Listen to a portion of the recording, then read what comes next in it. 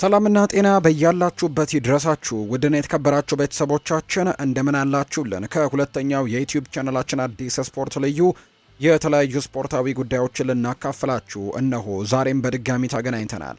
ስለምታደምጡን፣ ስለምትከታተሉን፣ ቆይታችሁን ከኛ ጋርም ስለምታደርጉ እጅጉን ከልብ አድርገን ነው የምናመሰግነው። በዛሬ ፕሮግራማችን በርከት ያሉ ስፖርታዊ ጉዳዮችን ወደ እናንተ እያደረሰን ቆይታን እናደርጋለን። ከነዚህ መካከል ትልልቆቹን የአውሮፓ ክለቦች የተመለከቱ በርከት ያሉ የዝውውር ጉዳዮችን እያነሳን ነው ቆይታን የምናደርገው። በተለይ ትልልቆቹ ክለቦችን የተመለከቱ ትልልቆቹ ሚዲያዎች ዛሬ ከጠዋት ጀምሮ በዝውውር ጉዳይ ላይ ምን አሉ የሚሉትን ጉዳዮች ሰፋ አድርገን ወደ እናንተ እናደርሳለን። ቆይታችሁን ከኛ ጋር እንድታደርጉ በአክብሮት ነው የምንጋብዘው። ሀሳብ አስተያየቶቻችሁን ጻፉልን። ቪዲዮአችንንም ላይክ እያደረጋችሁ ከኛ ጋር እንድትቆዩ በአክብሮት ጋብዛለሁ። ከመሸጋገሪያ በኋላ በድጋሚ ተመልሰን የምንመጣ ይሆናል። አብራችሁኝ ቆዩ።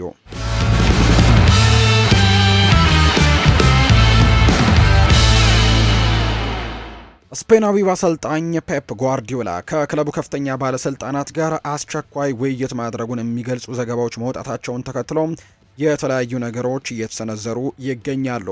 በኤክስ ላይ የሚገኝ አንድ ምንጭ እንደጠቆመው ከሆነ ጓርዲዮላ በዚህ የውድድር ዘመን መጨረሻ ላይ ከኃላፊነቱ ለመልቀቅም በቁም ነገር እያሰበበት መሆኑን፣ ይህም ደግሞ በክለቡ አመራሮች ዘንድም ስጋት ፈጥሯል የሚል መረጃ ነው የወጣው።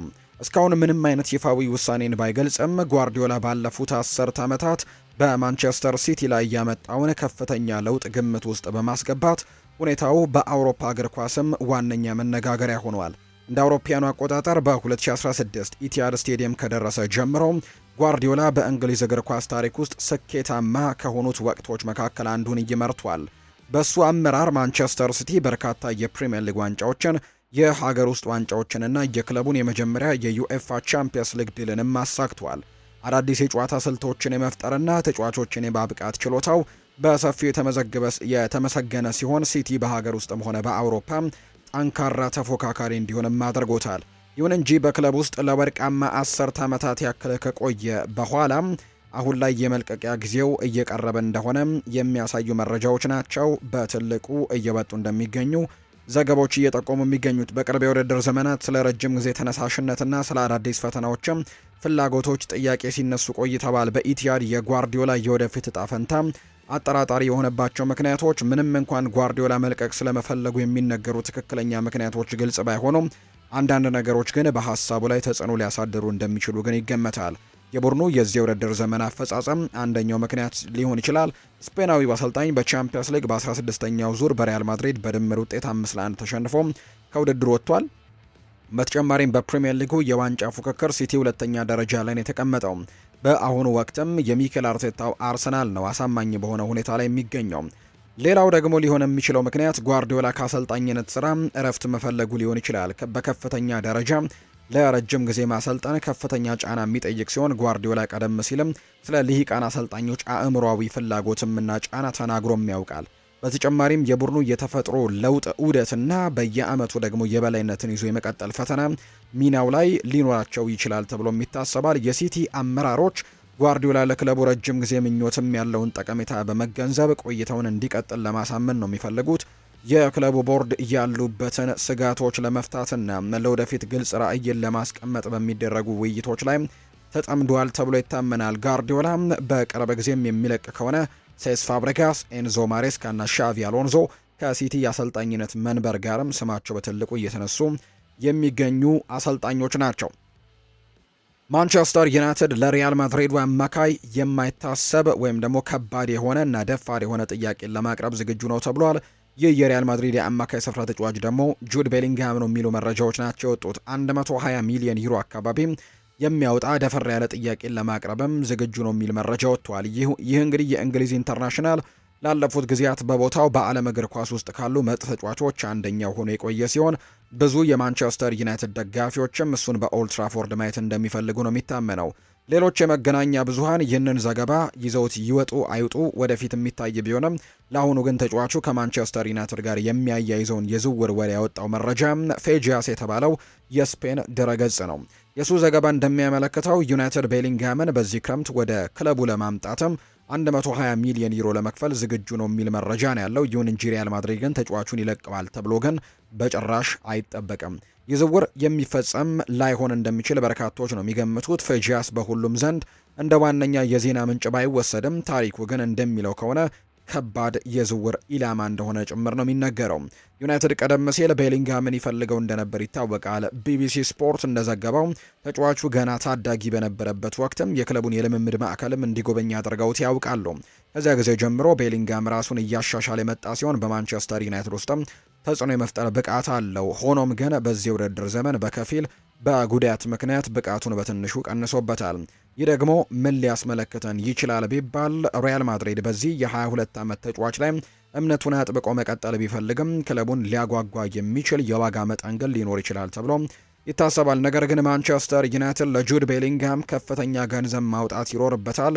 ዩናይትድ ለቤሊንግሃም ትልቅ ጥያቄን ማቅረብ ይኖርበታል ወይ የሚለው ሌላኛው ጥያቄ ነው። አሁን ባለው ጥብቅ የፋይናንሻል ፌር ፕሌይ ደንቦች ዘመንም እንደዚህ አይነት ዝውውሮች ለአደጋ እንደሚያጋልጡ በርካቶች ያምናሉ። ፌጂያስ እንደተጠቀሰው ዩናይትድ ለቤሊንግሃም 120 ሚሊዮን ዩሮ ወይም ደግሞ ከዚያ በላይ ሊከፍል ይችላል። ነገር ግን የተጫዋቹ ከፍተኛ ደሞዝ ግምት ውስጥ ማስገባትም ዋነኛው አስፈላጊ ነገር ነው። እንዲሁም ያን ያክል ከፍተኛ ዋጋ ሳይጠይቁ ደግሞ ተመሳሳይ ብቃት ሊሰጡ የሚችሉ ሌሎች አማራጮችን መፈለጉን የተሻለ የሚሆነው። በሌላ በኩል ብሩኖ ፈርናንዴስ ክለቡን የሚለቅ ከሆነ ክለቡ በዚያ ቦታ ላይ መጠናከር የሚፈልግ በመሆኑ እንደ ቤሊንግሃም ያለ ትልቅ ዝውውር ሊያስፈልጋቸው ይችላል። ምንም እንኳን ዴይሊ ሜል ክለቡ ፖርቱጋላዊውን ኮከብ ለማቆየት የተቻለውን ሁሉ እያደረገ መሆኑን ቢዘግብም የቤሊንግሃም ብቃት ከተሻሻለና ከጉዳቶቹ ካገገመ ይህ ነጥብ በቅርብ ጊዜ ውስጥም ከፍ ሊል እንደሚችል በቀላሉ መረዳት ይቻላል። ነገር ግን ደግሞ በዝውውር ሂሳቡ ነጥብ ላይ ተጽዕኖች እንደሚኖሩ ግን በርካቶች የሚናገሩት ንግግር ነው። አርሰናል የባርሴሎናውን ድንቅ የመሃል ተከላካይ የሆነው ፓው ኩባርሲን ለማስፈረም ፍላጎት ካላቸው ክለቦች መካከል አንደኛው መሆኑ እየተነገረ ነው። መጀመሪያ ላይ በዴይሊ ሜል እንደወጣው መረጃ ከሆነ ባርሴሎና በ19 ዓመቱ በአውሮፓ በቦታው ካሉ ምርጥ ተጫዋቾች አንዱ የሆነውን ኮከብ የመሃል ተከላካዩን አጥብቆ ማቆየት እንደሚፈልግ መግለጽ አስፈላጊ ነው። ኩባርሲ በባርሴሎና ቤት እስከ 2029 የሚያቆይ ውል ያለው ሲሆን በውሉ ላይም የ500 ሚሊዮን ዩሮ የውል ማፍረሻም ወይም ሪሊዝ ክሎዝ ተቀምጦለታል። ስለዚህም ፈላጊዎቹ በዚህ ክረምት እሱን ለማስፈረም የሚኖራቸው እድል ቀላል አይደለም ተብሎ ነው የሚታሰበው። ይሁን እንጂ በሚቀጥሉት 1 ወይም ደግሞ 2 ዓመታት ውስጥም አዲስ ውል የማይፈርም ከሆነ ሁኔታዎችን በከፍተኛ ሁኔታ ሊቀየሩ ይችላሉ ተብሎ ነው የሚጠበቀው። ኩባርሲ በዋነኝነት አይናቸውን የጣሉበት 4 ክለቦች አርሰናል፣ ማንቸስተር ሲቲ፣ ቼልሲ እና ባየር ሚኒክ እንደሆኑ ነው የተነገረው። ከዝውውር ወኪሎች ጋር ቅርብ ግንኙነት ያላቸው አንድ ምንጭ ሲናገሩ ምንም እንኳን በአሁኑ ዝውውሩ እውን የሚሆን ባይመስልም በአርሰናል፣ ሲቲ፣ ቼልሲ እና ባየርን ዘንድ ግን ለኩባርሲ ትልቅ አድናቆት እንዳለ ግን አውቃለሁ ብሏል። ስሙን መጥቀስ ባልችልም ከነዚህ ክለቦች የአንዱ ዝውውር ባለስልጣን ኩባርሲ ከስተት የጸዳ የውሳኔ አሰጣጡና ከእድሜው በላይ የሆነ ብስለት ስላለው አውድሶታል የተባለው እስካሁን በክለቦችና በኩባርሲ ወይም በወኪሎች መካከል ምንም አይነት ይፋዊም ሆነ ኢመደበኛ ግንኙነት እንዳልተደረገ ቢታወቅም በቅርቡ ግን ግንኙነት ለመመስረትም መሞከራቸው የማይታሰብ አይደለም። ኩባርሲ አዲሱን ለመፈረም የሚያመነታ ከሆነ ክለቦቹ ፍላጎታቸውን እንዲያውቅም ለማድረግ የሚያገኟትን ምቹ አጋጣሚም ያቺ ትሆናለች ተብሎ ይታሰባል። ሆኖም ግን ለባርሴሎና ቅርብ የሆነ የመረጃ ምንጮች በኩባርሲ ሁኔታ ላይ ምንም አይነት ስጋት እንደሌለና በቅርቡ ውሉን ለማሻሻልም እቅድ እንዳላቸው ጭምር ነው የተናገረው። የካታላኖ ግዙፍ ክለብ ተጫዋቹን ለቡድኑ ምን ያክል አስፈላጊ መሆኑን ይበልጥ ለማሳየትም በሚቀጥሉት ዓመታት የአምበልነቱን ማዕረግም ሊሰጡት እንደሚችሉ ጭምር ነው የተነገረው። ይህም ኩባርሲ በካምፕኑ በዋናው ቡድን ውስጥም በቋሚነት እየተጫወተ የሚገኝበት 3ኛ የውድድር ዘመኑ ሲሆን ለስፔን ብሔራዊ ቡድንም 10 ጨዋታዎችን አድርጓል። በአጭሩ በኩባርሲና አሁን ባለው ክለቡ መካከል ሁሉም ነገር በጥሩ ሁኔታ ላይ የሚገኝ ሲሆን ሌሎች አማራጮችን ለመፈለግ ምንም አይነት ፍንጭ የለም። ነገር ግን በእንዲህ አይነት ጉዳዮች ላይ ሁኔታዎች በማንኛውም ጊዜ ሊቀየሩ እንደሚችሉ፣ ለውጥ ካለ ትልልቅ ክለቦችም እሱን ለመጥለፍ ዝግጁ ሆነው እንደሚጠባበቁ ነው መረጃዎች የወጡት። ሮይተርስ እንደዘገበው ከሆነ ማንቸስተር ዩናይትድ የኒውካስል ዩናይትዱን አማካይ ብሩኖ ጉማሬሽ ጋር የላቀ ድርድር አድርገዋል ተብሏል። ምንጩ እንደጠቀሰው ከሆነ ዩናይትዶች ወደ 80 ሚሊዮን ዩሮ ሊያስወጣ በሚችል በዚህ ብራዚላዊ አማካይ ላይ ያላቸው ፍላጎትን አጠናክረው ቀጥለዋል። ባለፉት ጥቂት ወራት ውስጥም የፕሪሚየር ሊግ ግዙፍ ክለብም የክሪስታል ፓላሱን አደም ዋርተን፣ የወልቭሱን ጃኦ ጎሜስን፣ የብራይተኑን ካርሎስ ባሌባንና ሌሎች አማካዮች ጋርም ስማቸው ተነስቶ ነበር። ኢኒዮሶች የአማካይ ክፍሉን ለማጠናከር በማቀደም አዲስ አማካይ ማስፈረም በኦልትራፎርድ ዋነኛ አጀንዳ መሆኑን ግልጽ አድርገዋል። ብሩኖ ጉማሬሽ ለኒውካስል ዩናይትድ ወሳኝ ተጫዋች ሆኖ ቆይቷል። የብራዚላዊ አማካይ ከሊዮን ከመጣ ጀምሮ በሴንት ጄምስስ ፓርክም አስደናቂ ብቃትን አሳይቷል። ማንቸስተር ዩናይትድ እንደ ማታየስ ኩኛ እና ብሪያን ኤምቤሞ ያሉ ተጫዋቾችን በማስፈረምም የተሳካ ውጤትን ካገኘ በኋላ ትልቅ ዋጋ የሚሰጠው የፕሪምየር ሊግ ልምድ አለው። ጉማሬሽ በመሃል ሜዳ ላይ መሪ መሆኑ ብቻ ሳይሆን በተከላካይነት የሚያሳየው ከፍተኛ ጥረትና ጥቃቶችን ለመጀመር በሚያደርጋቸው ሰንጣቂ ፓሶችም እኩል ጎበዝ ነው። የአማካይ አሁን ላይ የቻምፒየንስ ሊግ ተሳትፎን ስለሚፈልግ ከኒውካስል መልቀቅን ሊያስብ ይችላል። ይህም በሚቀጥለው የውድድር ዘመን በማንቸስተር ዩናይትድ የሊግ ደረጃ ምክንያትም እዚያ የማግኘት እድሉ ሰፊ ነው ተብሏል። በዚህ የውድድር ዘመን ለቡድኑ ወሳኝ የነበረው ካሴሜሮን በክረምቱ ያጣሉ። ይህ ብራዚላዊ የእግር ኳስ ምልክትም በውድድር ዘመኑ መጨረሻ እንደሚለቅ ቀድሞ አስታውቋል። አማካይ ክፍል ዩናይትድ በዚህ የውድድር ዘመን ሲቸገርበት የነበረ ቦታ ነው። በቋሚ አስተላለፋቸው ውስጥም በአማካይ ክፍሉ ላይ ትልቅ ክፍተትም ይታያል። ምንም እንኳን ኮቢ ማይኖ እና ማኑኤል ኡጋርቴ ቢኖራቸውም ኮቢ ማይኖ ገና ወጣትና ራሱን እያሳደገ ያለ ሲሆን ኡጋርቴ ደግሞ በኦልትራፎርድ ቆይታው ደካማ አፈጻጸምን አሳይቷል። ጊማሬሽ ካሴሜሮን በአማካይ ክፍሉ ላይ የሚተወውን ክፍተትም ሊሞላ የሚችል ሲሆን እንደሱ ያለ ደግሞ ተጫዋችን ማስፈረም ለማንቸስተር ዩናይትድ ትልቅ ጥንካሬን የሚያሳይ ይሆናል ተብሎ ነው የሚታሰበው። ሙንዶ ዲፖርቲቮ እንደዘገበው ከሆነ ሪያል ማድሪድ የኒውካስል ዩናይትዱን አማካይ ብሩኖ ጉማሬሽን ለማስፈረም በሚደረገው ፉክክር ላይ ለመቀላቀልም ዝግጁ ነው ተብሏል። የስፔኑ ግዙፍ ክለብ በአማካዩ ላይ የቆየ ፍላጎት ያለው ሲሆን አሁን ደግሞ አማካይ ክፍሉን ለማጠናከር በዚህ ብራዚላዊ ተጫዋች ላይ ያለውን ፍላጎት ለማደስም ዝግጁ ነው ይላል። ቀደም ብሎ ማንቸስተር ዩናይትድ የኒውካስል ዩናይትዱን ኮከብ ወደ ኦልትራፎርድ ለማምጣት በአሁኑ ወቅት በላቀ ድርድር ላይ እንደሚገኝ ገልጸንላችሁ ነበር። ይሁን እንጂ የሪያል ማድሪድ ጣልቃ መግባት በዝውውሩ ታሪክ ላይም ለውጦችን ሊያመጣ እንደሚችል እየተገመተ ነው። ማንቸስተር ዩናይትድ አሁን በአውሮፓ ግዙፍ ክለብ ጠንካራ ፉክክር ይጠብቀዋል። ዩናይትድ ተጫዋቹን በ80 ሚሊዮን ዩሮ ለማስፈረም ተቃርቧል ተብሎ ቢዘገብም ከፕሪሚየር ሊጉ ምርጥ ተጫዋቾች በማስፈረም የሚታወቀው ሪያል ማድሪድ ግን የዩናይትድ ደጋፊዎችን ልብ ለመስበር ተዘጋጅቷል። ይህ የፕሪሚየር ሊግ ግዙፍ ክለብ ቀደም ብሎ ከተጫዋቹ ጋር ግንኙነት የጀመረ ሲሆን ጥራት ያላቸው አማካዮችን ወደ ቡድኑ ለመጨመርም ጊዜ እያባከነ አይደለም። ኢኒዮስ በሚመጣው ክረምትም በዝውውር ገበያው ላይ በንቃት ለመሳተፍ በማቀዱ የሚቀጥለው የውድድር ዘመን ለከፍተኛ ክብር መወዳደር እንዲችሉ አዲስ አማካይ ወይም ደግሞ ምናልባትም ሁለት አማካዮችን ለማስፈረም ዝግጅቶች እያደረጉ ነው። ካሴሜሮ ፕሪሚየር ሊጉን ለመሰናበት እየተዘጋጀ ባለበት በዚህ ሰዓት ዩናይትድ እሱን ለመተካትም እቅድ እያወጣ ሲሆን በአጋጣሚ ደግሞ ሌላ ብራዚላዊ አማካይም ኢላማ አድርገዋል የተባለው ቶኒ ክሮስ እና ሉካ ሞድሪች ከለቀቁ በኋላ በሪያል ማድሪድ የአማካይ ክፍል ተዳክሟል ተብሏል። ይህም በጨዋታ አፈጻጸማቸው ላይ የሚታየው በእጅጉ ተቸግረዋል። ጉማሬሽ ለአማካይ ክፍላቸው ጥንካሬን፣ የከፍተኛ ስራ ተነሳሽነትን፣ የኳስ ቅብብል ጥራትን እና እንቅስቃሴን ሊጨምር የሚችል አይነት ተጫዋች ነው። ለሪያል ማድሪድ የመጫወት ፍላጎት አንዳንድ ጊዜ ተጫዋቾች በቀላሉ የማይተዉት በመሆኑ የዩናይትድ ፍላጎት ትልቅ ፈተና ይገጥመዋል። ኒውካስል ዩናይትድ ባለፈው ክረምት አሌክዛንደር ኢሳክን ካጣ በኋላ ኮከብ ተጫዋቹን የመልቀቅ ፍላጎት ባይኖረውም ለተጫዋቹ ግን የቻምፒየንስ ሊግ ተሳትፎን ማቅረብ አይችልም ተብሎ ነው የሚታሰበው። ማንቸስተር ዩናይትድ እና አርሰናል በክረምቱ የአማካይ ክፍላቸውን ለማጠናከር እየፈለጉ ሲሆን በፍላጎታቸው ውስጥ ካሉት ተጫዋቾች ደግሞ አንደኛው የኒውካስል ዩናይትዱ ሳንድሮ ቶናሊ ነው። እንደ አይኒውስ ዘገባ ከሆነ ማክፓይሶቹ የከፍተኛ ክለቦች ትኩረትን ለሳበው ለዚህ ጣሊያናዊ አማካይ ከ100 ሚሊዮን ፓውንድ በላይ ነው ሊጠይቁ የሚችሉት። ኒውካስል ዩናይትድ ወጥ አቋም ያለውን አማካይን ለመሸጥ ባይፈልጉም የዝውውር ገበያው እውነታ ግን ለእነሱ ለመቋቋም አስቸጋሪ ሊሆንባቸው እንደሚችል ያሳያል። አማካዩ ለዋና ዋና ክብሮች መወዳደር ፍቃደኛ ሲሆን ይህም ደግሞ በኒውካስል ዩናይትድ ቤት የመሆኑ ነገር እጅግ አጠራጣሪ ነው። ሁለቱም ዩናይትድም አርሰናልም እሱን ለማስፈረም በማቀዳቸው የክረምት የዝውውር መስኮት ሲከፈት ቶናሊ የጥያቄዎች እጥረት አይኖርበትም። በጥር የዝውውር መስኮት ወቅት አርሰናል የቀድሞውን የኤሲ ሚላንን አማካይ ለማስፈረም እንደሚፈልግ የሚገልጹ ዘገባዎች በብዙሃን መገናኛዎች ነበሩ። ነገር ግን ማክፓይሶቹ ቶናሊን በተመለከተ በሚወጡ ወሬዎች ላይ ረጋ ያሉ ናቸው። አሁን ላይ እሱ እስካሁን ምንም አይነት የትኩረት መከፋፈል ምልክት አላሳየም። እንዲሁም በዚህ የውድድር ዘመን ደግሞ ለኤዲሃው ቡድን ጥሩ አፈጻጸሞችን አሳይተዋል። ዘገባው የኒውካስል ዩናይትድ ኮከብን ለማስፈረም ከሚፈልጉ ክለቦች መካከልም ቸልሲን ጠቅሷል። ቶናሊ ክለቡን ለቆ ወደ ሌላ ቦታ ለመሄድ ከወሰነ የሞናኮ ላሚን ካማራና የሬኑ ደግሞ ጃው ሲሴ በማክፓይሶቹ ራዳር ውስጥም ያሉ ሁለት አማካዮች ናቸው።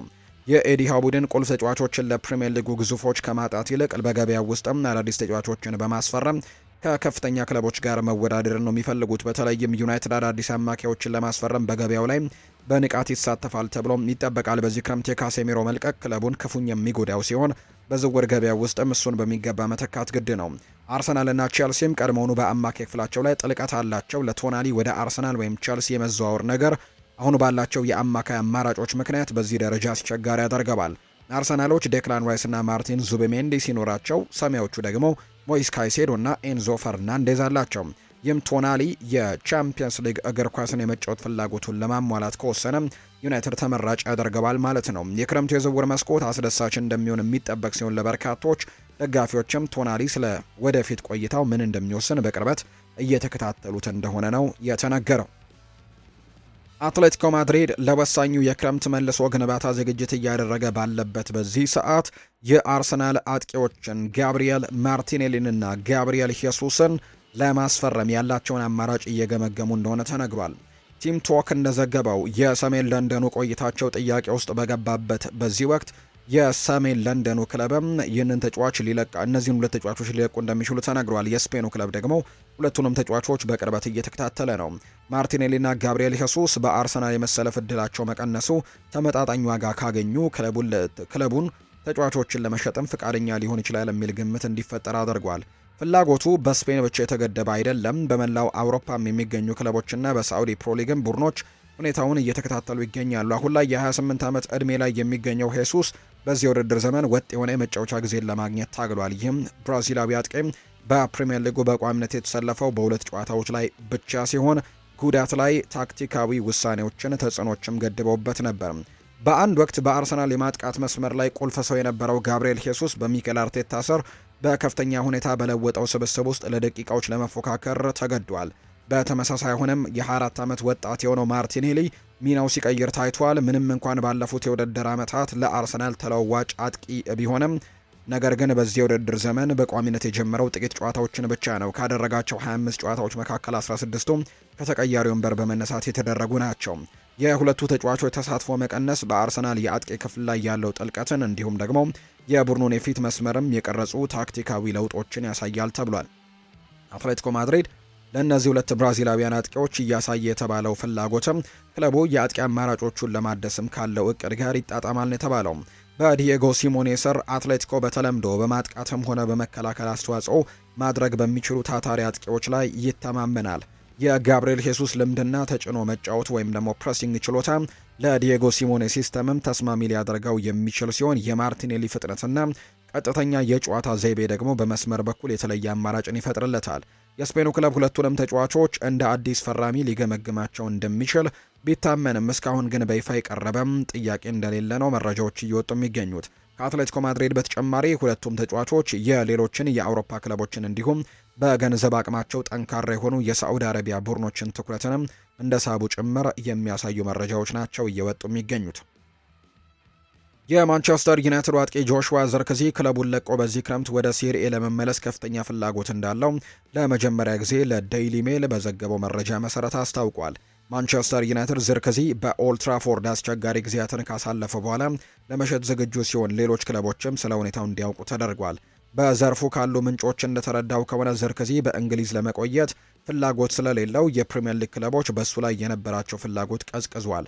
በአንጻሩ ዩቬንቱስ፣ ኤሲ ሚላን እና ናፖሊ ተጫዋቹን ወደ ጣሊያን ለመመለስም ጥበቃ ላይ እንደሆኑ ነው የሚነገረው። ይሁን እንጂ አንደኛው ችግር እነዚህ ክለቦች ዘርክዚን በውሰት ለመውሰድ ብቻ የሚፈልጉ መሆናቸው ሲሆን የተጠየቀው የ35 ሚሊዮን ዩሮ የሽያጭ ዋጋ ለነሱ በጣም ከፍተኛ መስሎ ነው የታየው። የዘርክዚ ወደ ሴሪኤ መመለስ ነገር እየጠነከረ መጥቷል ሲል አንድ ምንጭ ዛሬ ላይ ይፋ አድርጓል። የፕሪሚየር ሊግ ክለቦች ስለ አቋሙ እንዲያውቁም ስለተደረገ ፍላጎታቸውን አቁመዋል። ዩቬንቱስ፣ ሚላን እና ናፖሊ ደግሞ ሁኔታውን በቅርበት እየተከታተሉ ሲሆን እርምጃ ሊወስዱ እንደሚችሉም ነው የተነገረው። ማንቸስተር ዩናይትድ ለ24 ዓመቱ ተጫዋች ጥሩ ዋጋ እንደሚያገኝ ጥርጥር ባይኖረውም የሆነው ሆኖ ግን የሆነ ቦታ ላይ ስምምነት ማድረግም ሊኖርባቸው ይችላል። ይህ ስምምነት የመግዛት ግዴታ ያለበት የውሰት ውል ይሁን ወይም የመግዛት ምርጫ ያለው ውል ወደፊት የሚታይ ቢሆንም ግልጽ የሆነው ነገር ግን ዝርክዚ በዚህ ክረምት ኦልድ ትራፎርድን እንደሚለቅ እርግጠኛ መሆኑ ነው። ዝርክዚ በቀድሞ ክለቡ ቦሎኛ ጥሩ እንቅስቃሴን አሳይቶ የነበረ ሲሆን ወደ ጣሊያን እግር ኳስ ተመልሶ ሕይወቱን ሊያድስ ቢችልም በዩናይትድ ያለው ቆይታ ግን በእርግጥም ደካማ ነበር። ይህ ሆላንዳዊ በቦሎኛ በነበረው የመጨረሻ የውድድር ዘመን 11 የሴሪ ግቦችን አስቆጥሮ የነበረ ቢሆንም በማንቸስተር ዩናይትድ የሁለት የውድድር ዘመናት ባደረጋቸው 50 የፕሪሚየር ሊግ ጨዋታዎች ያስቆጠረው 5 ግቦችን ብቻ ነው። ዝርክዚ በአሁኑ ጊዜም ከማንቸስተር ዩናይትድ ያን ያክል የሚስብ አማራጭ ባይመስልም አንዴ ወደ ጣሊያን ክለብ ከተመለሰ በኋላ ግን ምርጥ ብቃቱን እንደገና የሚታይበት እድል ሊኖረው እንደሚችል በርካቶች ያምናሉ። ሌሎች በክለቡ ከዩናይትድ የወጡና እንደ ራስመስ ሆይሉንድና ስኮት ማክቶሚኔ በናፖሊ ጥሩ እየሰሩ ሲሆን አንቶኒም የዩናይትድን ለቆ ላሊጋ ላይ በሪያል ቤቲስ ካመራ በኋላ ሕይወቱን በድጋሚ ማሳደስ እንደቻለ እየተመለከትን ነው። የኒውካስል ዩናይትድ አሰልጣኝ ኤዲ ሃው የኬራን ትሪፒየ የውል ስምምነት ወደ መጠናቀቁ እየተቃረበ ባለበት በዚህ ሰዓት ክለቡ ተጫዋቹን ይዞ እንዲቆይ እያሳሰቡ መሆኑን የተነገረው። ይህም ደግሞ የእንግሊዛዊው ብሔራዊ ቡድን ተጫዋችን በሴንት ጄምስስ ፓርክ 4 ዓመትን ካሳለፈ በኋላ በዚህ ክረምት ነጻ ተጫዋች ወይም ፍሪ ኤጀንት ለመሆን ተቃርበዋል። ሆኖም ክለቡ አሁንም እሱን ይዞ ሊቀጥል ይችላል የሚል መረጃ ነው የወጣው። ፉትቦል ኢንሳይደር ባወጣው ዘገባ መሰረት ኤዲ ሃው በዚህ የውድድር ዘመን መጨረሻ ላይ ኬራን ትሪፒየን በነጻ ላለማጣት ኒውካስልን አዲስ ውል እንዲያቀርብለትም ግፊት እያደረገ ነው። ትሪፒየ በአንድ ወቅት የመሰለፍ እድሉ ቀንሶ የነበረ ቢሆንም አሁን ግን ወደ ምርጥ ብቃቱ ተመልሶ በኤዲ ሃው ቡድን ውስጥ ጥሩ አፈጻጸምን እያሳየ ይገኛል። ይህም የማክፓይሶቹ አሰልጣኝ ስለ ተጫዋቹ ሁኔታ ያላቸውን አመለካከት እንዲቀይሩ አድርጓቸዋል። ቀደም ሲል ወደ ቱርክ ክለቦች ለመዘዋወር ተቃርቦ በመጨረሻም ሳይሳካ የቀረው ትሪፒየ በኒውካስል ለመቆየትም የሚቀርብለትን ጥያቄ በእርግጠኝነት ይቀበል አይቀበል ወደፊት የሚታይ ነው። የ35 ዓመቱ ተጫዋች በአትሌቲኮ ማድሪድ የ3 ዓመታት ቆይታ ካደረገ በኋላ እንግዲህ አብዛኛውን የእግር ኳስ ዘመኑን ግን በፕሪሚየር ሊግ ነው እንዳሳለፈ የምናስታውሰው። ምናልባትም ትሪፒየ አሁን በእግር ኳስ ሕይወቱ የመጨረሻ ዝውውሩ ሊሆን እንደሚችል፣ አዲስ ፈተናን ፍላጎት ሊኖረው እንደሚችል የሚያሳዩ መረጃዎች ናቸው በትልቁ እየሰማን የምንገኘው። ይሁን እንጂ የቲኖ ሊቨርማንቶ የወደፊት ቆይታ በዚህ ጥያቄ ውስጥ እየገባ በመሆኑ የኒውካስል አሁንም ትሪፒየን እንደሚያስፈልገው ከጊዜ ወደ ጊዜ እየታየ እየጨመረ የመጣ ነገር እንዳለ የሚያሳዩ መረጃዎች እንዳሉን የተነገረው። ይሄ ቀድሞ ቼልሲ ወጣት ከአርሰናልና ከሌሎች ትልልቅ ክለቦች ጋር ስሙ እየተያዘ ሲሆን ከለቀቀም ደግሞ እሱን መተካት ቀላል አይሆንም። ስለዚህም ኒውካስል በገበያው ላይ ሌላ ተተኪ ለማግኘት ቢቸገር እንኳ ትሪፒየ ቢያንስ ለአንድ ተጨማሪ ዓመትም ይዞ መቆየቱ የተሻለ አማራጭ ሊሆን እንደሚችል የሚያሳዩ መረጃዎች ናቸው እየወጡ የሚገኙት። ውድና የተከበራችሁ ቤተሰቦቻችን ከሁለተኛው የዩቲዩብ ቻናል ለዛሬ ያዝልላችሁ አዳዲስ ስፖርታዊ ጉዳዮቻችን እነዚህን ይመስሉ ነበር። ስላደመጣችሁን፣ ስለተከታተላችሁን ቆይታችሁም ከኛ ጋር ስለነበር ከልብ አድርገን አመሰገንን። ፉአድ ባህሩ የዛሬውን ፕሮግራም እየመራው ከእናንተ ጋር ቆይታን አድርጌያለሁ። በቀጣይ ፕሮግራሞቻችን ሌሎች ስፖርታዊ ጉዳዮችን፣ ሌሎች አዳዲስ መረጃዎችን አካተን በድጋሚ ተመልሰን እንገናኛለን። ለዛሬው እዚህ ጋር አበቃን። መልካም ጊዜ፣ መልካም ቀን እንዲሆንላችሁ ነው በአክብሮት የምመኝ